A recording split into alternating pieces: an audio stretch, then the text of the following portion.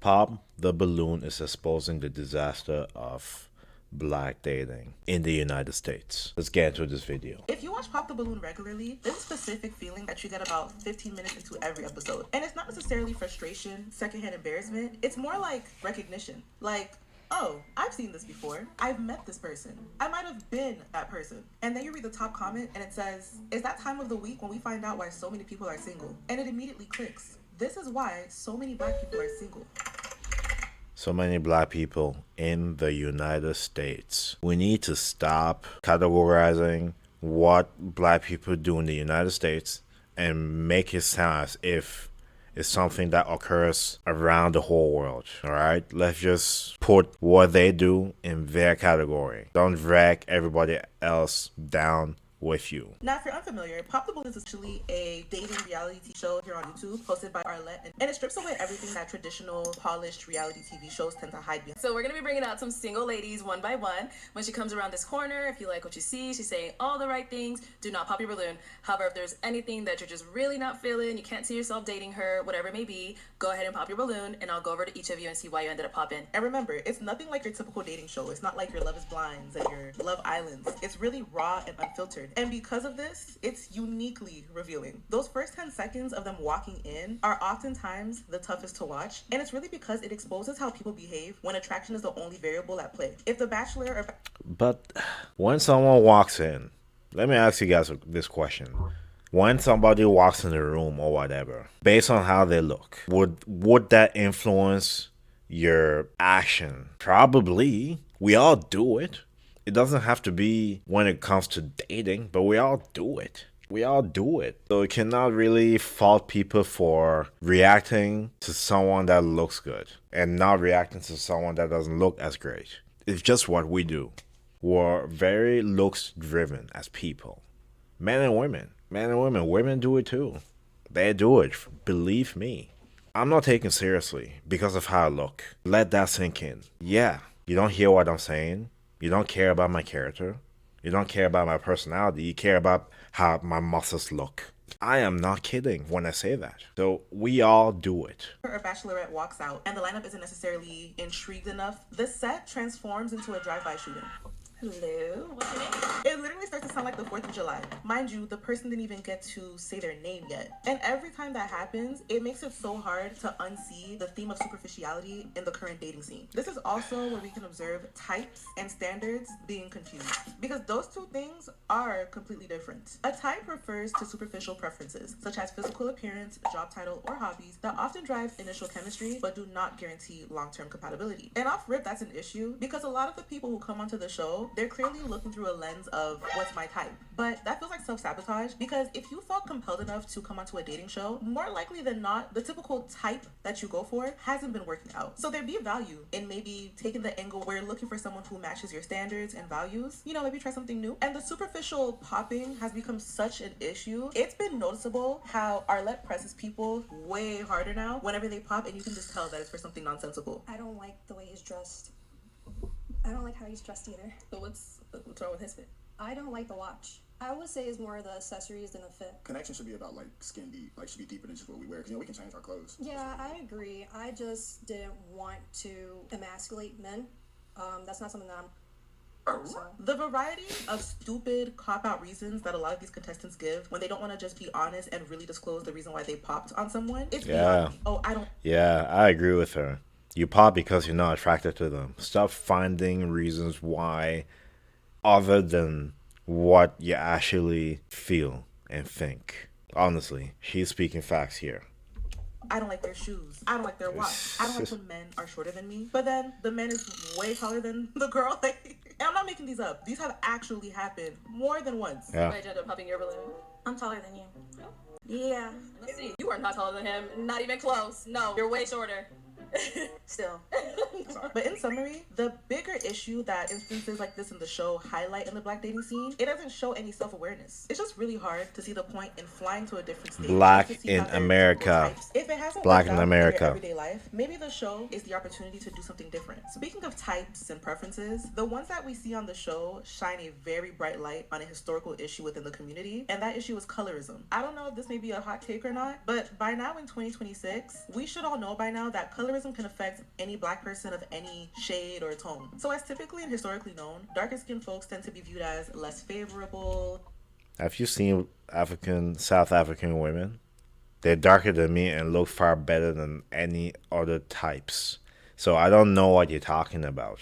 Again, United States mindset. The United States folks, you think differently. Americans, you think differently. I know because I used to be involved with an American woman. Your mindsets are different. Nothing against you. Your mindsets are just different. A lot of you think that you're the only country. There's black people around the world. There's black people in Canada. There's black people in Europe. There's black people in Africa. Of 52 different countries within Africa. There's a lot of ignorance when it comes to this. Black dating is not happening only in America.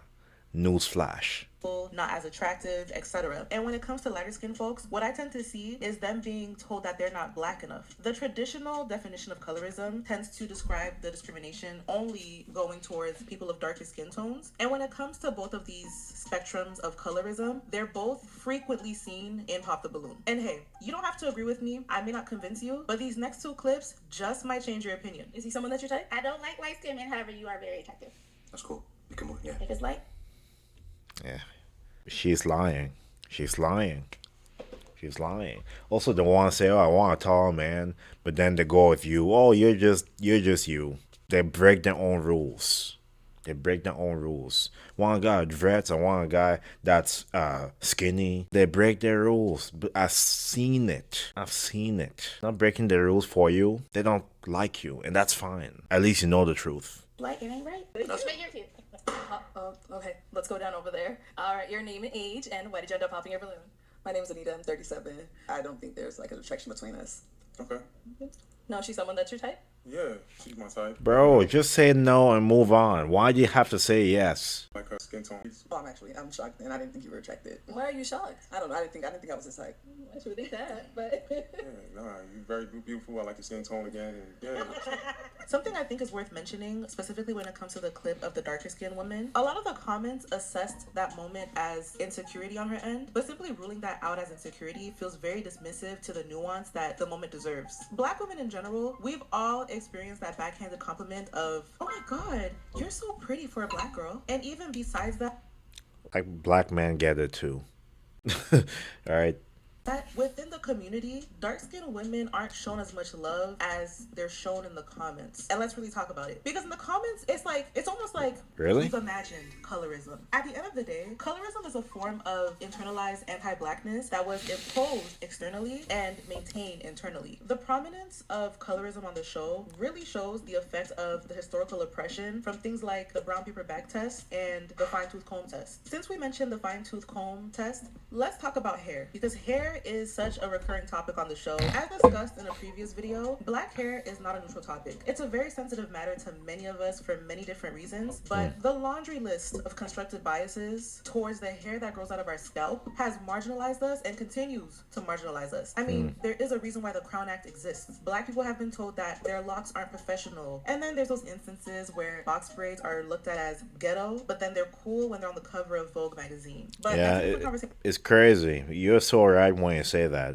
Yeah, they'll shame you for whatever it is, braids, cornrows, different styles, afros, flat tops, whatever the case may be. And they'll be the same ones copying the style and using that for popularity. Conversation for a different time. Just like with colorism, a lot of people in our community have internalized the whole rhetoric surrounding black natural hair. Pop is just really showing how we still have work to do as a community. We need to deconstruct these internalized biases because it gets to a point where it's almost laughable to think about how someone could walk onto the set of Pop the Balloon and the love of their life could be in that lineup. Their soulmate could be standing in that same room, and Really? they reject them and pop their balloon just because they decided to wear their TWA instead of a 30-inch bust down that day, or because a man decided to wear his locks down instead of having them up in a bun like he has to when he goes to work. Now, if you are a regular viewer of Pop the Balloon, breathe.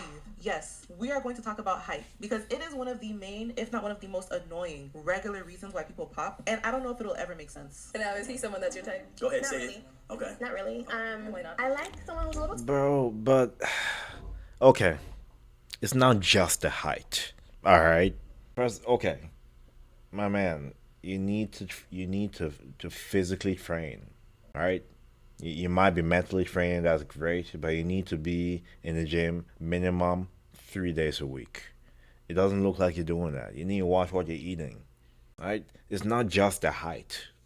She's gonna say height, but we've seen short men on this show not get pops.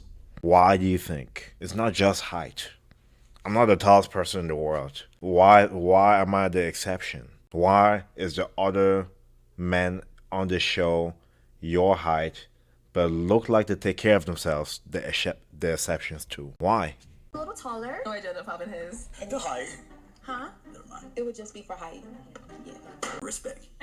Now, Arla and BM, y'all knew what you were doing when you put that short man in the middle of the lineup. Y'all ain't have to do him like that. I'm not here to police anyone's preferences. But if there's one thing that I will do, it's gonna be pointing out a double standard. The discourse It's not just the height for. on the show reveals I see she popped it for more than just the height. I'm sorry to say that. I appreciate honesty, not beating around the bush. Maybe height could have been part of it, but it wasn't really the main thing. a double standard where women see no issue when it comes to popping the balloon of a man who is not necessarily the tallest or doesn't meet their height preference. But as soon as a man pops on a woman because his preference is just longer hair, all hell breaks loose. And she's someone that's your type? Not so much. I'll say more so like the hair. More so attracted to longer hair. Yeah. She looks great. What do you mean? Like, come on, bro. That one, I'm like, okay. Like, come on. Sandy, why'd you end up popping your balloon? I ended up popping it because that comment about hair. I know your mama got short hair too. She's black. At the end of the day, black women, we you don't know what to expect with our hair. We can wear it straight, we can wear it curly, and that was just like too much for me. So I don't got time for it. If you don't know, if you can't grow up from your roots, then you can't grow up with me. So that's how I feel. I mean, my mom's actually on my necklace. She doesn't have short hair for one. It doesn't matter. It's it's about who you are as a brother. Don't talk to black women up here about hair. That's just it. You need to really check on your ends before. I mean, okay, cool. It's cool that you're saying all that, but I hope that you will not talk about men's height either. You know what I mean? It doesn't work like that, where, okay, you get to demand things, but not also follow those demands. You know what I mean? Because men are people as well. While I agree with what she's saying, I'm skeptic on if she applies that when it comes to men. You know what I'm saying? I'm not the type to pick sides. I'm very neutral when it comes to things. If it's right, boom. If it's wrong, I'll state it. You talk about long or short hair because a lot of girls with long hair be having no hair just because it's long is thin. So yeah, I'm sorry, I can't. Okay. Sounds triggered. There's an imbalance there. But it's not even just height. It's financial status. Sometimes it's body count. Other times Body it's a sense count. of style. All of these things have caused us to put love to the side and bring senseless arguments to the forefront. Now let's talk about how Yeah, the man. impact of social media is seen throughout the show. Because the way that alpha male ideologies have infiltrated every single corner of the internet, it feels like, it's only inevitable that it would find its way onto the show on multiple occasions. Aw. He already had something to say before we even got to him. So I thought my balloon just because you're simply too young. But it's less about being a red flag and more about being a liability. I get it. If I were to bring you into my life, you would be a liability. You can't add anything to my life. Right. You would be a liability to everything. So what can I not add to your life with it? It's just too much, man. Just, okay. If I'm not interested in you, respectfully, I'm not interested in you. I don't need to dive in and give you every detail why. Move it forward, man. What's all this? Like, I'm not the type that encourages being sassy. If you disagree, great. If you agree, great. If you have a preference, that's awesome. Not everybody in the world needs to know your preference and every single detail. This is just too much. What is that? You can't teach me anything. You can't help me with my finances in any way, intellectual anything into my life. I can tell that you're triggered, and that's okay. I'm not triggered, sweetheart. You right. And to say that you cannot learn anything from another person is assuming that every single experience they went through, you went through it, therefore you cannot learn anything from them. That's false. That's prideful. I'm not saying that seek to learn from everybody, but there's something from each person you can learn from, whether you think it or not. Like, come on, bro. We can work through this together. You Please said I put your can't hands bring down. you any. Your immaturity will prevent you from being with a real man. If we were to get together, you would be asking me questions like, Dr. Elam, what did you do to acquire everything that you... Real men, honestly, don't argue with women. Real men are straight to the point. They don't go back and forth. This is too much. And real men don't call themselves real men. The audience will do that. The crowd will do that, right? If you're someone in great shape, people will tell you you're in great shape. People will assume you're a personal trainer. And on the other end, people will accuse you of taking steroids. That's evidence you are. I never need to say it. That is what it comes with. You don't get to call yourself handsome. You don't get to call yourself jacked. You don't get to call yourself a man. You are through your actions. You are through how you carry yourself. This isn't it. That you acquired. What did you do to learn everything that you learned? What type of habits and skills do you have that can help me get to where I want to get? You have 2 Airbnb properties. How can we get to 4? How can we get to 8? I already know how to do that. My dad, that's how I got it. Next contestant, please. Please. The men who tend to subscribe to these alpha male ideologies, they tend to frame relationships as the man has the determining final say as to whether a woman is worthy of him. And when said ideology gets challenged, the women then get classified as loud, argumentative, immature, and even sometimes masculine. This subscription has deluded these men into viewing love as a competition and makes them view women as products or pets to be evaluated rather than a person to be known. And when men... She is speaking facts. At the end of the day, we're all people. We're all people. Someone comes into your life to add, and you add to their life as well. It's, we both benefit. Not one benefits more than the other. And it's not a competition, like she said. Why can't people understand this? Why is this so hard? This appear on Pop the Balloon, they make it undeniably clear that they are their own obstacle in their love lives. These social media manufactured standards are keeping people single because they've empowered people to analyze potential partners with online performance in mind. So in return, they show difficulty with receiving feedback or accepting rejection because in their mind, the whole scenario was pre-planned for them by social media. And social media would never steer you the wrong way. Right? One of the simplest and best comments I've ever seen under an episode was, some of these folks have been single since y'all started this show. And that is just such a valid observation. Yeah. There are people who have returned onto the show so many times. I know their name before they even introduce themselves. I'm familiar with you. At this point, I know you.